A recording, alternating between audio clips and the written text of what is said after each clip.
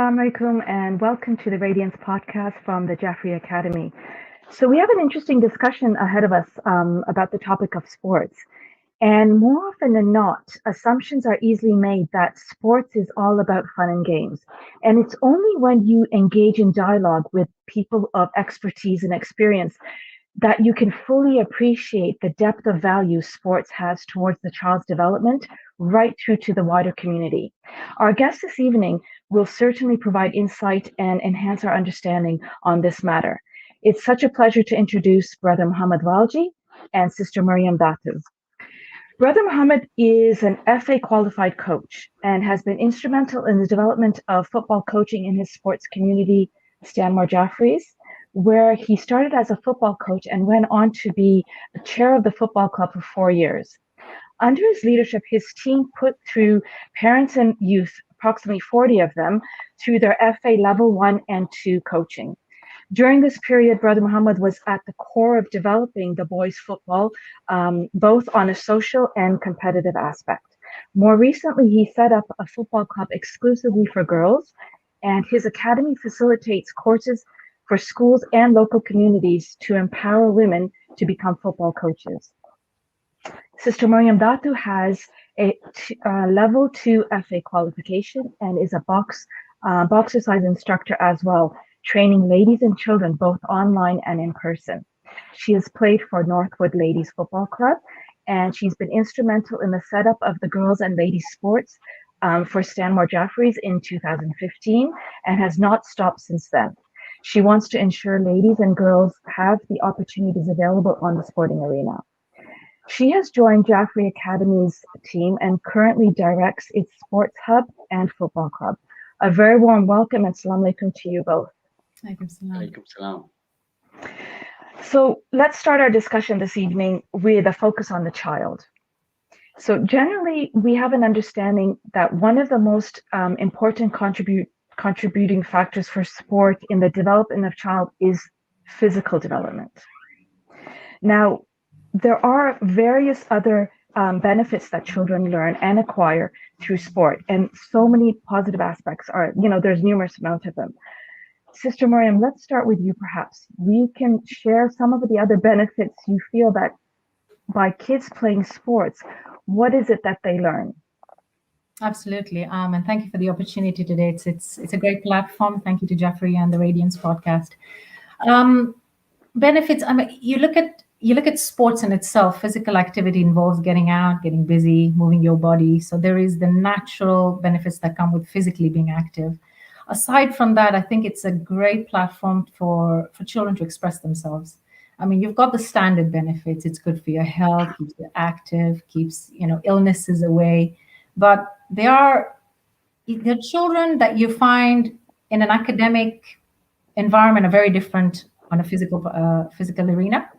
So you get children that are more reserved, that are more quiet, that sometimes sit at the back of the class. But you put them out on pitch or on court, and all of a sudden leadership qualities come out. So you're looking at social skills, which is absolutely key in the development of a child, especially from the ages of 3, 4, and upwards. So they'll come out, all of a sudden they're directing you where to stand, who's covering who's marking who, and you don't see this otherwise. And even though and it's not to undermine obviously the academic arena, but I say sports, and I'm a big fan of the fact that it's just as important as important as maths, English, science, because you get out there and the child can express themselves in any way they want. There's nothing to worry about. You're putting the child out there, do what you do best, be the best version of yourself. So I think for me, that's the most important, is the social skills they develop outside. Alongside sports comes discipline. Again, this is when it's out. This is when you're fouled. This is what you need to do. This is when it ends. The ref's decision is final. So a lot of other skills as well from just physical development. And you see a different side to a child when you put them out from that. So that's one of the key benefits I feel are important. Okay. So Brother Mohammed, based on some of the experiences that you have, do you want to elaborate on anything she mentioned or bring in something, in addition to? Sure. I was going to use the word discipline, but I think there's other attributes that we can discuss. One of the key attributes, I think, is that with any type of sport, there's always, especially competitive sport, there's always some lows and highs. And I think with the lows, I think it brings some resilience to Absolutely. youth. You at times you're going to lose. You've got to pick yourself up, and you just got to get on with it. And I think that is a great attribute that comes along organically for anyone who plays any type of sport. If you think about football, and I think about the FA kind of blueprint, they have a blueprint that consists of 4 quadrants. 2 of the key quadrants that I can think of are psychological, where the blueprint talks about the development of a player and a person. If you think about the psychological piece, it really helps individuals about decision making, improves their confidence, making the right decision on the pitch. But I think more importantly, the 4th quadrant, or the 2nd quadrant, I think it is actually, is social. And that in itself brings so much on the back of sport. So if you think about some of the social aspects of what sport brings, communication skills, I think Sister Mariam mentioned that, communication skill, self-esteem. There could be some individuals out there who are quite shy, but actually that could come out with playing sport. And I think finally, teamwork. Teamwork, it's like watching a team playing together and delivering on instruction given to them by a coach or a parent. It's just wonderful to see on the pitch. So it's interesting how you mentioned teamwork and instruction. Like, so for example, tying in with social skills. Kids, when they're within and part of a team and they have a coach, leader, or parents listening to them, they have games affiliated and rules. So they learn sort of a level of authority, to respect authority. They learn to respect and be mindful of rules within the game. And then that translates further into how they are in society in general as well, right? And also, tying in with social interaction is also friendships. Absolutely. Learning how to develop morality and friendships and the kindness that comes along with that as well. Because when you're in a team, you're not exclusive to yourself. You are interacting with others. And moral development, like you said, is such an important part of being part of a team and kids playing sport. So, when we listen to all of these positive attributes, it's not difficult to see why parents, feel encouraged to sign their kids up for to play in leagues and to play in clubs and to play in teams. But there's a slight nuance, I feel. And I'm going to ask both of you, how do you feel about this? For example, not all children may necessarily thrive in a formal team or a formal club setting. So how do we help parents realize what is right for their children in terms of the level of activity that they're going to do, and what they're going to be comfortable and what they're going to enjoy? So perhaps we start with you, Brother Mohammed, on this one. So I think it comes back again. I'm going to focus on football because that's what I know best, and it comes back to what myself and Sister Mariam have learned through our FA qualification. And Sister Mariam's gone on to level 2 as well. It comes back to making sure and giving parents the comfort that whatever session that we hold, there's 3 things out of that. It's safe, it's fun. So for it to be fun, you clearly need to make it inclusive. Whether you're a child who likes competitive football and thrive from it and want to win and continue to win and get into leagues, etc., or whether you're a child who wants to just be there for the social interaction, you've just got to make those sessions inclusive across the board. And I think as long as you can do that, I think what you're showing a parent is actually, these sessions are ideal for my boy or my girl, because although they might not be great at football or any other sport, at least they're having fun, it's safe, and they're getting the social aspects of those sessions, which brings other things out, whether that's the self-esteem, the confidence, etc. So, Sister Mariam, you work and you work with mums, and you work with, perhaps their daughters. So especially with the mums, does any of this resonate with you? Like, do you feel that their sense of where they want their children or the level they want their daughters to be involved in has to be sort of on a particular level. Does some of this resonate with some of the experiences that you find working with moms? Yes, absolutely. And just to add a spin on what we've been talking about, I think it's important to understand the needs of the child. Not every child will thrive in a league or a team. So what? My daughter enjoys singles badminton. My son enjoys basketball. It's two varying dichotomies of sport right there. So it's important to listen. A child may feel their hand and eye coordination in football is not as good as their resilience in competitive swimming. So I think once you understand that, because there could be other underlying issues there. Is it conflict? I don't want to play in a team because I'm not as good as them. What are you listening to? Rather than force a child to just, no, come on, we're all playing. It's all your friends from madrasa. Come and join. It's more about understanding why, if the child doesn't want to, why do they not want to play in a team? So that and it could just be it's not their scene, and that's fine, which then brings the varying interest of social playing, like Brother Mohammed said, and those who want to go for league. You look at a child, and this child is like 7 years old. I know how to kick a ball. I know how to curl a ball. You're listening to these words, these terminologies.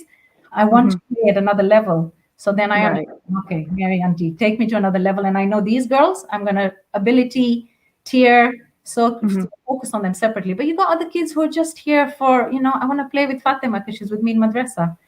And that's all they're there for. They want to have a laugh. They'll learn, because you can learn through fun and play, like Brother Mohammed said. But there are others who want to take it to the next level. And I think it's important as any community setup. And I learned this very early on with Stanmore Jafferys.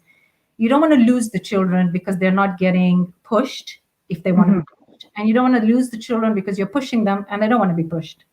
So it's very important. And we do that as Jaffaria as well. The ethos of the club, like Mohammed said, is fun and play. And it's time to hone in on seeing, where the child wants to go and then taking it there.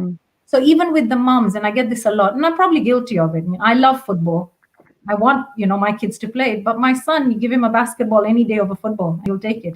My daughter, she'll leave whatever she's doing to tie on her football boots. So just because I do it doesn't mean they should. And again, it's about listening. It's okay if they like basketball. It's okay if they want to swim. The important thing is the physical activity side of it. So it's explaining to the moms as well, because you get that, but why is she not, in the team? And you have to understand, if the child wants to be there, we'll do it. She doesn't, it's okay.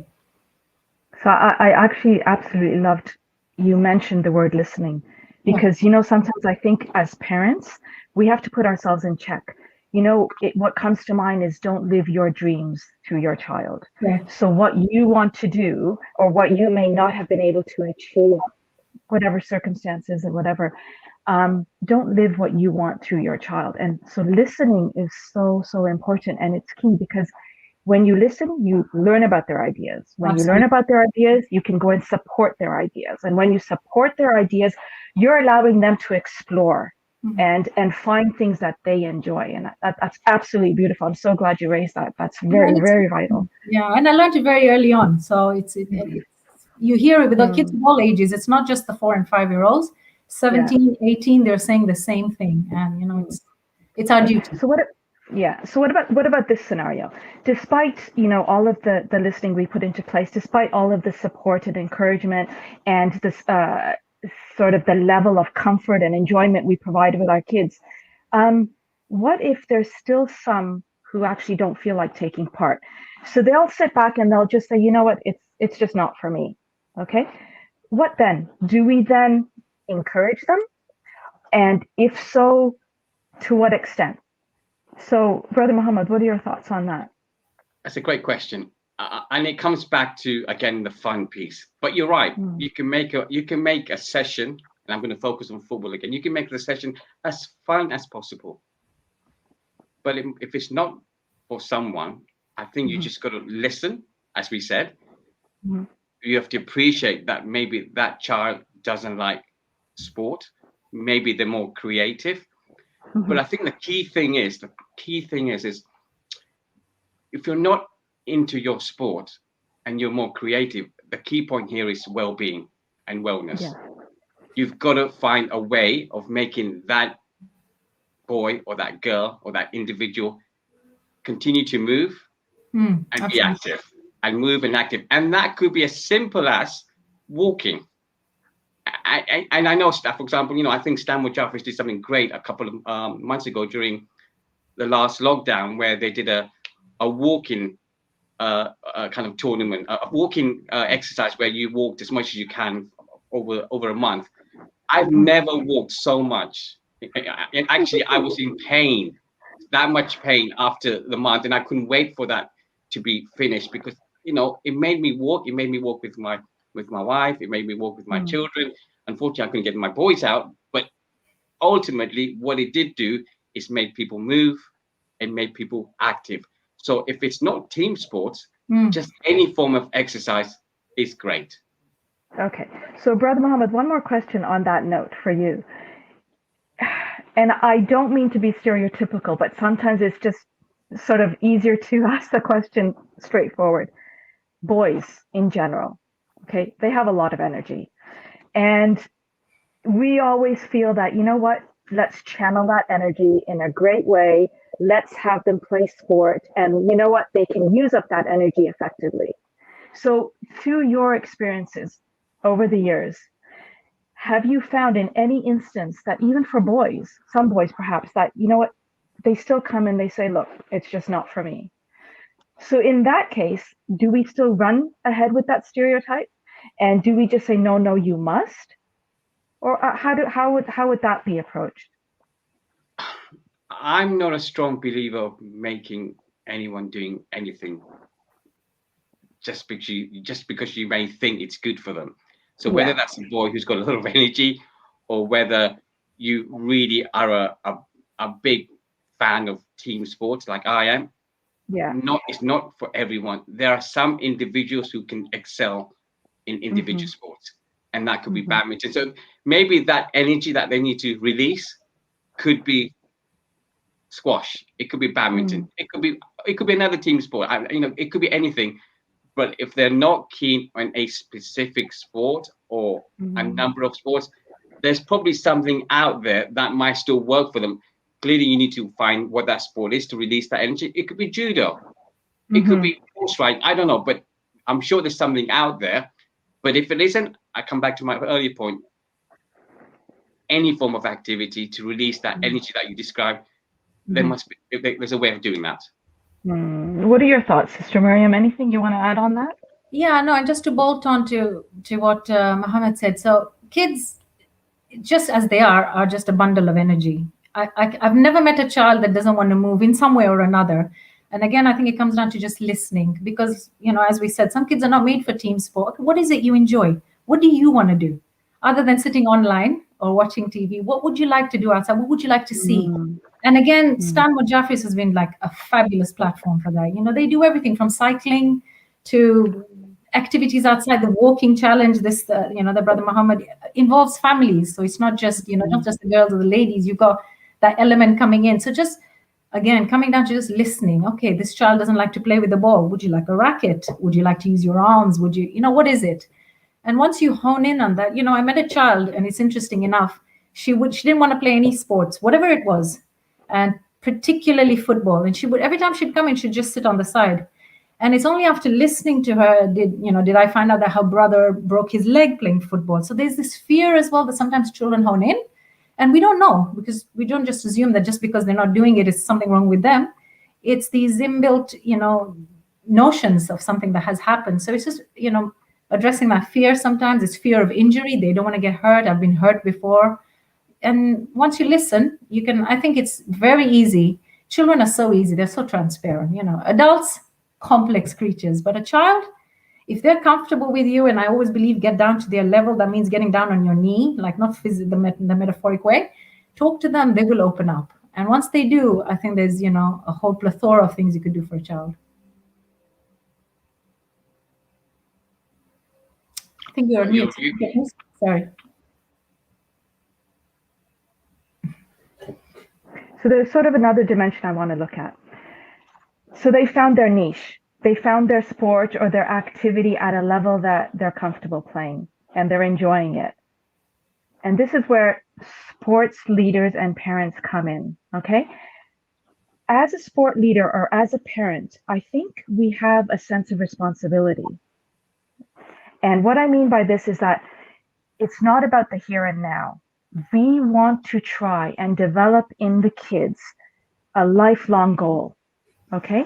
We don't want them to necessarily focus on the here and now, on who won, on who lost, on the outcome of the game. We want this love of sport and this activity level to go beyond that. We want them to develop, things which has an emphasis on effort, on improvement, on enjoyment, which then subsequently may lead to a lifelong goal of always staying active and fit. As a parent or as a sports leader or coach, how can we develop this kind of way of thinking and formulation of this sort of attitude with our kids? Brother Mohammed, any thoughts on what we can think about in respect to that? It's a good question. Actually, it's a very hard question. But the way I think about it is, if we want to encourage our youth to play sport, participate, whether that's for winning or that for fun or for just social, I think, and you want to encourage that, I think sometimes as a parent, you need to join them as well. And if that's playing, I can't play badminton, but if that means just making sure you play with your daughter in the garden with a net and trying to get a few shots over the net, that can only be good for the child. Number one, they're enjoying what they're doing. Number two, it could probably a good feeling for them to say, oh, my mother, my father, my brother is joining and working and playing with me. I think that can only encourage exactly what you were saying there. What about yourself, Sister Mariam? Any thoughts? Yeah, no, and I think it's, the key thing is to cultivate good habits, get into the habit of working out, however it is, and you're enjoying it. And the key thing, like Brother Mohammed said, is participating with your family, your children, because as adults, we have to lead by example, and I don't know how to play basketball, but that doesn't mean I won't, shoot hoops with my son. It's about participating. And if they find that you're indulging in what they enjoy, then they respect what you do as well. So again, it's that notion of, a growth mindset as well, appreciating what other people do, and learning how they appreciate what you do and excelling at it. So it's as sport, I think a lot of the pressure is on us as the adults guiding the children, because they learn from us. They'll mirror what we do. And I know we don't want to focus on the winning and losing, but it's inevitable. To be honest, you don't support a team because they're at the bottom of a league. It's part of the whole game setup, but it's how you respond to when they win and when they lose, and your attitude. And if they're in the losing, supporting the losing team, how you then respond to them. Are you mocking them? Are you putting them down? Or is it healthy banter? And it's habits that you cultivate when you put a child out in the arena, sporting arena, and that's what you want them to carry on. So obviously, if they do it from a younger age, and they say, research shows, you get so many of these articles that you read, anything that you instill in a child from a young age, even Islam does it. Anything you do for 40 days becomes habit. So practice it, and it becomes the child's natural routine. So much so that if they're at home and they haven't been out or, done anything physical, they'll tell you, should we go for a walk? Or can I go out? Or I'm just going to the park. And that's what you want. You want it to come from the child. You don't want to keep saying, you want to go out? You want to go to the park? Take your cycle? You want them to come back with that. And from that, you've done good. You've instilled good habits into them. And that's the key thing. Because you know what? And it's important to note, a child that expels their energy in sports does not go out and waste their energy doing things we don't condone. And for me, it's, my kids sitting online. I don't want them to do that. So I'll go to the park with them, or other kids there, out in the park, out in the town center, whatever it is that you as a family or a culture or a community don't like your child to do too much of. This is the best way to expel all that energy. So it's a great way to.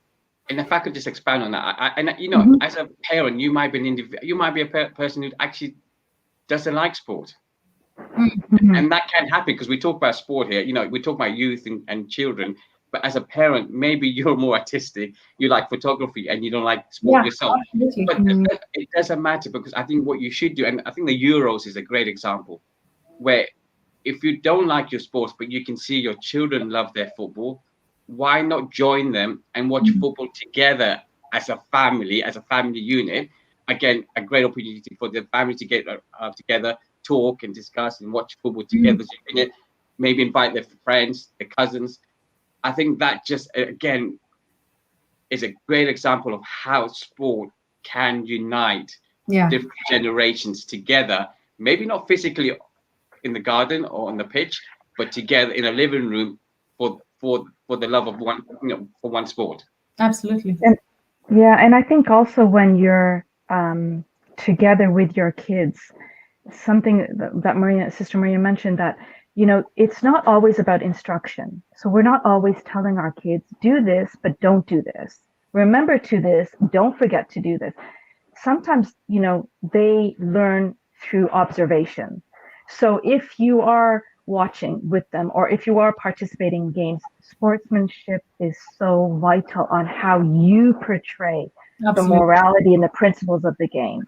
And yes, winning and losing, everyone gets excited, everyone gets competitive, but it's putting it in check and having them realize, there's days that are good and there's days that are not so good. But you know what? It's all about how you play the game, So we want to instill in them that, there isn't like sort of if you lose, it's not so good. No, we want to instill in them, if you lose, you try again. Yeah. If you lose, the other person has won, we congratulate them. So, morality is instilled slowly over time. And I think this really enhances the positive effect of sport. Absolutely.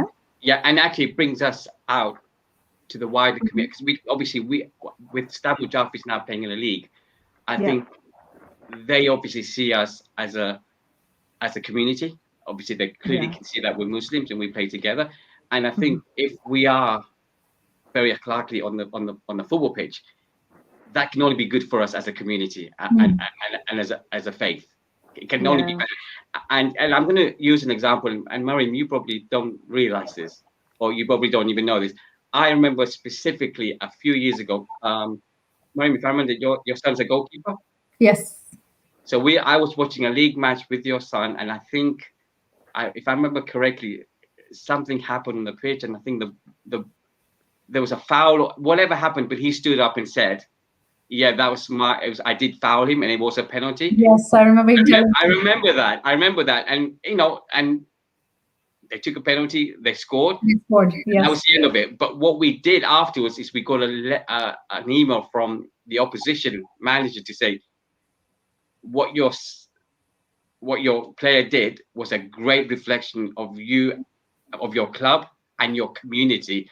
And again, that really can only be good for the whole community. I'll tell him that, because I remember him coming home and saying, "Should I have mom?" And you're at that cusp. What you advise your child will now frame how they think down the road. I could have said, why did you do that? You lost the game because of that one goal, because it could have been one goal that changed the nature of the game. But I said, you know what? You did the right thing. And tomorrow that will work in your benefit, because what goes around comes around. Yeah. But this is a prime example of how it establishes character.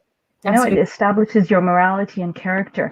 And going along with sort of what Brother Mohammed said, so all alongside this positive development, all the aspects of the positive development of sport, we keep in check our identity, we keep in check our value system, and we hold firm in respect to our faith and our practices. Yeah. Okay. So, Sister Mariam, one of which is hijab. Okay. If I may say so, especially so for the girls. Yes. Hijab should not be compromised, nor should be considered a hindrance in sport. Absolutely.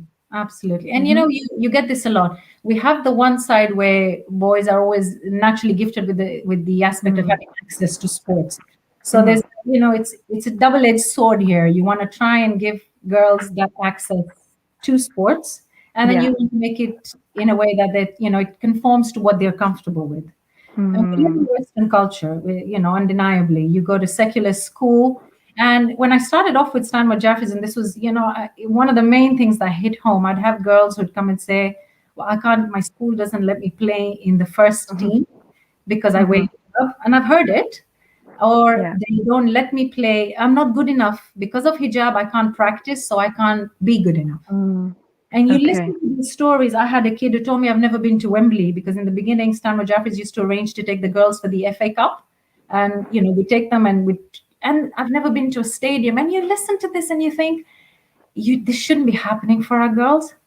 And, I'll digress a bit. I grew up in Africa. I grew up in Kenya. And at that time, there was no access to sports for girls. And it was really frustrating me, because my cousins are out there, they're playing, all these boys, they get to play sports after breaking their fast, at the club. And there's nothing for the girls. There's just carom. And I remember sitting with my mother, telling her, why can't I go and play with the boys? I'll dress like them. That's how desperate I was. And I did, until I became Valji. That's what I had to do, because you want to, but it's not there. And I remember telling her, and she reminded me before I told her about this podcast, that you sat there and you said, if ever you get the opportunity to do this for girls, you will. And Alhamdulillah, alhamdulillah. Yeah. it makes me emotional, because I was humbled with that opportunity in 2015 when Abbas Merali came to me and said, you know what, we don't have this, you know how to do this, let's bring the two together. And the rest is history. But this is where it comes in. And what we've done with all our sessions, and this is not just for Stanmore Jafferys, but for Jaffaria as well. All our sessions for the girls are Sharia compliant in that sense. The girls come in long sleeves, they come in tracksuit bottoms. We never, tell them it's too baggy, it's not snug, it's not part of the sport. They're never felt that. But they'll come with shorts over their tracksuit bottoms. And to the outside world, that's a fashion faux pas, but it doesn't matter to us, because that's what we're here for. Their hijabs all around and maknas and whatever it is. Come here, be the best version of yourself. It doesn't matter. And that's a really good point. And we do that, and we take them to play in the outside world, like Brother Mohammed said. The league, the outside worlds, they respect us, because, where are the Muslims? Here they are. And this is how they choose to dress. That's fine. We'll respect that. Not at any point, and we've played in the leagues, our girls play in the leagues, has anyone come and said, why she got that on her head? Well, it's July. Why have you got long sleeves? They've been respectful, and that's because we respect our faith.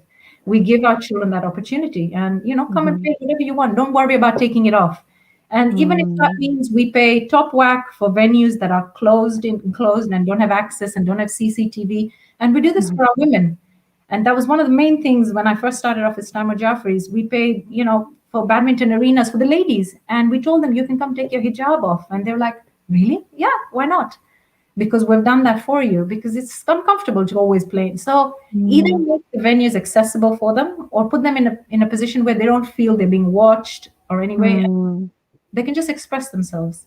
I think it's really important, because, as much as we advocate sport, as much as we say that it's really, really good for your development and all of the things that we talked about thus far, we, on the same note, even more so, we hold true to who we are and what our identity is. And we encourage the girls, especially, that, you can continue to take part in what you want. Absolutely. Because when you hold true to your faith, help comes in various ways. Absolutely. Opportunities comes in various ways. So these kids are all part of a larger community. So Brother Mohammed, let's move on now and talk more on a community level. Alhamdulillah, mashallah, over many years, you have been helping establish sport within the community, and you've continued, and your dedication and your strength has continued, because I think you realize the impact sport has on the community. So talk to us a little bit about this. What does sport do for our community? I think just going back a step, I think you have to also appreciate all the other individuals who somewhere down the line started a sports session or institution. And these things evolve. And like technology, things get better, things improve. I think we learn, we develop, you learn, and you get better. But coming back to your point, I think it really brings the community together. I know it's obvious, but the joy, and I'm sure Sister Mariam sees it, the joy of seeing boys, girls coming together, playing a sport, winning, losing together, praying together, breaking their fast after a session, watching the parents come together, seeing that community coming together in the name of sport is clearly can only be for the good. Because if they weren't, they're doing something that they probably shouldn't be doing or isn't as good for them. So for me, I think that what it does, it really brings people together. It brings our communities together. You know, and I've seen over the years now with Stanmore Jafferys, for example, you know, you've got league teams, whether that's healthy or not, you've got league teams who, you know, if it's a birthday, you see them inviting me, and it's fine. You can invite whoever you want, but maybe, you know, what they do is focus on inviting boys within their community who think like them, who understand what they're like together, rather than maybe other individuals. So having that bond together is beautiful, really. So, you know, we have a question coming through from one of the parents, and I was wondering if we can address it now. And it does go along with the community, because so many kids are involved in sport within our community. But if a child, okay, so from Brother Abdullah, if my child isn't interested in sports, how do we get him interested and engaged? I don't know if Sister Mariam have a point, but I do not see a sport as an engagement just for participants. That sport, you could have some role within the sport. You could, you know, for example, the FA are recommending youth as young as 16, for example, to be referees. You can be coaches from the age of 16. So you might not be great at the sport, but you're going to learn a number of leadership qualities by being a coach, by being a referee. You could be just volunteering for tournaments or whatever. I think you might not enjoy the sport, coming back to our earlier conversation, but there's nothing stopping you from still being engaged with your community within a sport. And it could be refereeing, it could be coaching, it could be administration, whatever. There is always that element of being involved, which ultimately is why we play sport, to be involved. I just want to build on what Brother Mohammed said there, and I think it's key here. It's not about just getting the child, okay, come and play sports. Some of our greatest tennis talents started off as ball boys and ball girls, and that's all it took. Just watching will develop a love, rather than chucking a child in the deep end and saying, okay, well, now go kick a ball or hit a ball. Let them be, you know, an audience to the sport. Let them just watch, because sometimes that's what cultivates likeness for something. And every child is different, and it brings us to how the different learners that you get in children. You've got the kinesthetic and the visual and the audio, and, you know, sometimes just listening to a football game will get your adrenaline much higher than watching it being played. And some kids are like that. Oh my God, he's about to score, So it's about finding, again, comes down to just listening to what the child said. And, you know, tying into your earlier point with the community, and you get tournaments like we have MAMT, where various communities come together. And it's not just Stanmore, it's not just Hujjat, but you've got Birmingham and Leicester and Hadri and all sorts. And it just brings your skills. You meet up with other people, other boys, other girls, other, you know, players from different communities. You come together as the faith in a wider spectrum. And that even goes on to a wider, you know, where you got Unity being played in Dubai. And, you know, it's so key for the community to get involved, because they're listening to how it should be for their players and making that environment for them, whether it's girls or boys, whatever the sports are. And there are things that are tailor-made just for us. You know, we'll play volleyball. We have a certain way of playing volleyball. The wider, you know, outside international don't play that way. But now the communities come together, giving you a platform, several teams you can compete against in a way you want to do. So in a way, we've made sport our own. And it's only the community element that's done that, because I can't do that on my own. But come together and we provide that audience, the players, that environment, then we can actually really take sport to another level. And actually, if I could just add on to that, you know, this weekend on Sunday, there's a Stanmore Jafferys have organised a community cup. It's a football tournament from, you know, and all participants range from 16 up to 50 playing together. Right. You know, actually, that shows you the inclusivity that we have. But I think what's key is clearly there has to be an age bracket, 17 onwards, to be a participant. But what we've done is made sure that some of the volunteers on the day are as young as 16 who can't play, but who wish they could play. So we've said, actually, don't worry, come along, watch the sport, be part of the story, but volunteer, do the scorecards, but do something, because number one, you love the sport. Number two, you're watching it, and inshallah next year you'll be part of it. Yeah. So that just draws that emphasizes the point that sport is not just the people who are playing it. There's so many more different roles that are relevant to make that game happen. Absolutely. And people can take part in those roles, and they are equally, if not just as important as the players themselves.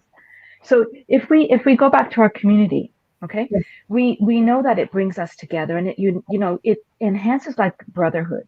It fosters unity. But what makes it happen? How can we build our community through sport? So what is needed from the community to help that thrive and develop? So I think communication is key. Absolutely, communication. So if you come together, the different facets. So I remember a couple of years back, Stanmore Jafferys ladies did a sports day for the senior citizens. This is for senior ladies in the mosque. We drew out the lines. We got the little activities, but we engaged with the senior team. So this is Stanmore Jafferys, sporting arm of the Jamaat. And we came together and we found something for them to do. So I think communication is quite key. I think it's listening to what the requirements in the community are, and then from then on, then trying to find something where you can bring people together. I know the ladies have organized rounders for an age bracket there, and again, it's involving the mosque. So it's more about coming together and just collaborating, for lack of a better word, just coming together, making sure that needs are met for everybody in all the different age groups. And it's so easily doable. It doesn't have to be an articulated sport. It doesn't have to be football or badminton, but it can be rounders, it can be sports days, it can be, however it is, it's engaging with them really.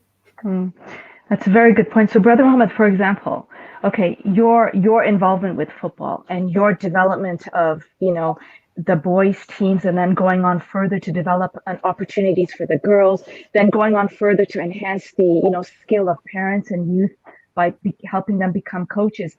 That stems from your passion and dedication, for example. So what message would you put across to volunteers or members of the community in terms of their involvement, or having encouraged their involvement to get on board with something sport related to help the development of the community in that aspect? It's a good question. You know what? There is so many ways to volunteer.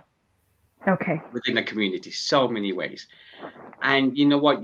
Historically, did I volunteer for the community? Maybe I did. Historically, I did things here and there within. I didn't volunteer in the madrasa, but I did things at the mosque or the Imambara. Where I think I excelled and got the opportunity really to volunteer was through my love for sport. And I would urge everybody, if you love your sport, but you've never volunteered, use that as a platform to volunteer. Absolutely. Because you're gonna, I can't emphasize how much this is so true, and I hope Sister Mariam will agree. Yeah, absolutely. It has developed me in so many ways, as an individual, as a in terms of interaction with people, dealing with stakeholders, dealing with difficult stakeholders. All this comes through as a volunteer over time. If you're thinking about it, just do it, because there are so many facets that will bring to you as a person and will improve you as a person, without doubt. There is no, and you know what? You're going to meet so many friends in that journey that you would have thought, I would never have spoken to that. I don't even know who that guy was 5 years ago. And now, after 4 or 5 years later, I'm setting up a business with them because I've learned so much about them. I've bonded with these individuals and other coaches. It's the best thing you could do. And I would just jump into the opportunity. Yeah, there's something. So a question has come up, and I think my wife and I are both interested in becoming coaches. So what are the next steps for that? Yeah. So it obviously depends on what which sport, etc. But if I think about football, you know what, there is, there are so many opportunities if you want to become a football coach. For example, to become a qualified football coach, FA level 1, which I am, it's actually become even easier, to be honest with you. It's all online at the moment. Do I think it's a great way to become a football coach? No, because I think when Sister Mariam did it and when I did it, it's a combination of learning in a class and some mentoring on a football pitch. So you get to interact with children. But if you go onto the Middlesex FA website, for example, you'll see a number of FA level courses. I think you need to go straight down the FA level 1 course. That in itself is a online course. There's other elements or facets to that. So, for example, you need to do first aid, you need to do safeguarding, but there's a couple of courses that could be done in a couple of months, and before you know it, you have a qualification as a football coach. It's very simple to do so, and if you've got a love of football, or you understand basics, or even development of children, together with that, it's you could really go ahead and start coaching youth straight away. So I would recommend going onto the Middlesex FA website and looking for some FA qualification coaches. It's very easy now. It's become very easy to access now. There's something for everyone. If you just Google around, if you join a local club or with your community, just email in. There's always opportunities for all levels. You don't have to be good at it, to be honest. If I can do it, anybody can do it. So don't think you have to be, brilliant at football to teach football. And that's not the way. It's all about the kind of a personality you can nurture. That's what I think that's a great point. The coaches that I've come across within Stanmore Jafferys, some of the coaches I've seen are just absolutely brilliant, and not because I think they're great footballers, for example. They're just good with dealing with children, with kids. They're just brilliant, and I watch them. I can watch them all day long, because you think about these children, 30 boys or girls, whatever it may be. They're just glued and listening to this coach. He clearly has some great skill sets to be a great coach, and not because he's good at football or whatever sport. He's just good with children, and I think the qualification is just a compliment to that person as an individual. Absolutely. I think you guys have a lot of things that you can sort of advise in terms of tips. So both of you have experience in developing, and carrying out sports projects and starting clubs and carrying through with them. If there is anybody out there listening, any of our parents or our listeners, and they're thinking that, I too want to start a sports club, whatever level, a community level, a smaller group level, what are some of the tips that you can say? Because it has to be a starting point, and perhaps they want a little bit of advice of where do we start? How do we start? Anything you guys can suggest with respect to that? Well, I'm going to get Mariam to start first on this, because she's just done it for Jaffaria, so maybe she can comment on it first. Yeah, well, I would say, if there's a need, you've got kids there and they're like, I want to play football, or I want to play badminton. If you find, you need to be passionate about something, because there's no point you going there and you're just there because you want to, have to be there. If you're passionate about something and there's a want or a lack in that area you are, or the school or the community, then I think go for it. And there's nothing's too small to start. Even if you're 5 kids, 1 ball, couple of cones, you know what? Go have a kick about, because you'll slowly learn. And there's so much available now. You've got funds that are available from the local government, local sporting thing. They're gearing for us to go out and do sports. So nothing should be too difficult. Take a ball out to the park, see where where the kids are really picking up, enjoying it. Then approach some of these local bodies. Come to the local community. Come to setups like ours. You can be a part of, learn from us. Then maybe if you need to do something in your local area, we're not out in Neasden or out there, you can do something there. So there's always an opportunity, but I think the driving force is a passion, a want to working with kids, to want to help to nurture them. And then just some basic knowledge, that's all you need. And then it's just about going out. And from that will stem the want to, become more qualified, learn more. And I think a really important thing to learn there is sometimes it's mental health comes in a key point over here. Not to be differentiated with mental well-being. We say mental well-being because, yes, I'll tell my, I do fitness with ladies and I'll tell them, for your mental well-being, make sure you work out. That's a surface level. With children, you need to zone in on any issues they have. And I say this more because we come out of lockdown, and lockdown's been harsh on everyone. And a lot of kids there have probably in this time become more anxious. They're harboring, things like anxiety, a little bit of, depression, and they're not understanding why they feel that way. Mm-hmm. You could be working, even if you start something small, you could be helping that child.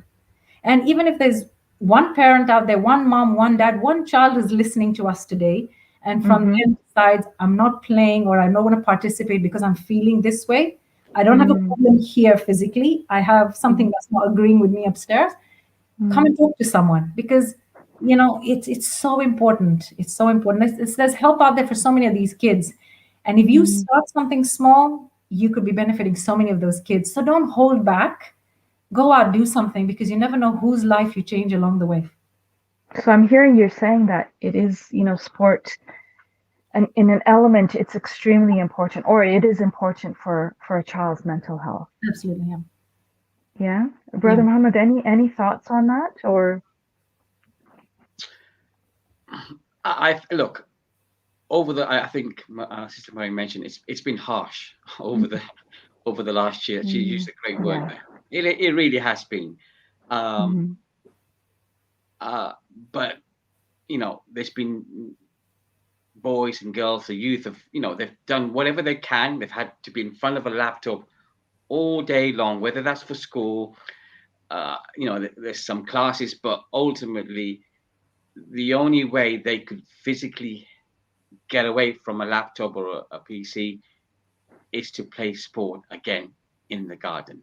That in itself, I'm not a psychologist or whatever, I'm not a specialist. I can only think that moving away from your laptop and going outside in the fresh air and playing sport.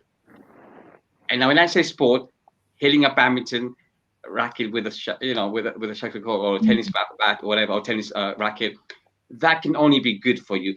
Whether that's physical, whether that's helping your mental wellness or well-being or your mental health, I think it's just taken that it must be good for you, because you're out and about, rather than sitting in front of a laptop all day long. It can only be good for you. It can only be good for you. Yeah. And I think it's really important also that when you do something that is probably could be new, it's a new skill that you're trying out, or it's something that you haven't done before, and you give it that chance because you're encouraged and you're supported by your parents and your families and your sport leaders and coaches around you. You get when you accomplish something and you feel that sense of achievement, automatically your mindset goes up. You feel like you've achieved, and you feel really good and positive about yourself. And then that's a stepping stone to discover and try new things and different things, isn't it? Absolutely. Even if it's, did you see I saved that goal? Did you see how exactly? Did you see how? And you got to appreciate that with the kids. You can't just dismiss them, and it's so easily done because you're busy sorting something out. No, actually tell them, brilliant. Let me see more of that. Or can you go teach that child? That line changes minds, I tell you. When you tell one child, that child how you did that, you're fostering good thinking, because tomorrow they'll be the bankers of tomorrow and the doctors of tomorrow. And that's where that attitude will come. And it brings us back to our starting point. You do not cultivate these habits in a classroom. And if there's any teachers out there, I hold my hands up. Some skill sets, some personality traits are developed outdoors. I will fully maintain that. Yes, you can be academic, you can be smart, intelligent, get the good grades, but who your character is building is actually out there, the outdoors, into your sports. Definitely. Absolutely. I just wanted to thank you guys again for joining us this evening. I think you guys have put in such positive points, such encouraging points. And before we wrap up, I wanted to give each of you an opportunity. Okay, so we have parents listening, we have kids listening. What kind of message would you like to give to parents and kids alike? And it can be based on something in your past experience. It can be based on something that recently has come up. But what kind of message would you like to give as a wrap up? And inshallah, we'll start with Mariam. Oh gosh, give this one to Mohammed. Ladies first. I think for me, it's more just coming from the fact that, if you're a young girl out there and you think you can do it, you can. Mm-hmm. Every girl can. It's the motto for every sporting facility out there for girls. You can. Whatever it is, however you want to participate, come out and give it a try. There's nothing that's not available out there for you. Look for it, reach out. And you know what? It's just about being the best version of yourself. And it comes down to the boys as well, because, having started at Jaffaria and I've had the experience of working with the boys there, they're phenomenal. Their talent, and it's just telling them, nurturing them, and making sure they follow through with that, because that's what you want to be, just the best version of yourself. So I strongly encourage, come out, reach out to us. We're here for you. Thank you. Brother Mohammed? I'm going to go back to my earlier point. I've never seen myself be a better person over the last couple of years because of my volunteering. I think the volunteering and me giving back to the community has really helped me as an individual. So my kind of take to everyone who's listening, and hope there's a lot of people listening, is give back. Give back to your community. Absolutely. Because I am telling you, you give back to your community, it will do wonders for that community, in particular the youth, because we talk about sport and youth, but it will give you twice as much back to you as a person. And I would strongly recommend just go out there and do it, whether that's being a coach or whatever. And me recently setting up a girls' soccer school, I didn't know where that would go, but you know what? You put your mind to it, you put your effort, put all your hard work into it. Inshallah, it will flourish. Absolutely, so much barakah in doing something for the community. It's self-rewarding in itself. And I think it's absolutely vital that alongside that message, Brother Mohammed, is we let the people and the listeners know, and the members of the community, that you know what, your talent is specific to you, but it's valuable to everybody. Absolutely. You can bring whatever you can that will only contribute. That's how oceans are made, 2 drops. What you bring and the level you bring it and the time you bring it, all of that adds up. And that's how communities develop, with a cohesion of talents. So we should never feel that, you know what, I don't think I can, or what do I have to offer, right? Yeah, absolutely. Okay. We can all offer. We can all offer, absolutely. In some way or form. There's something out there for everyone. Come be a part of the big picture.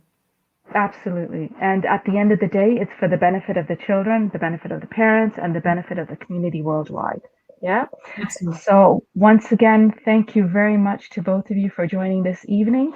To all of our listeners, inshallah, this will be available on the Radiance podcast, the Jaffrey Academy social sites, for you to have further reference and to re-listen again and revisit, and to benefit from the wealth of suggestions and input that our guest speakers this evening were able to contribute to the topic of sports. And until the next podcast, we wish all of you on behalf of Jaffrey Academy to stay safe and well. And may all of you and your families continue to enjoy through the world of sport. And inshallah, take care until then. Khudafis.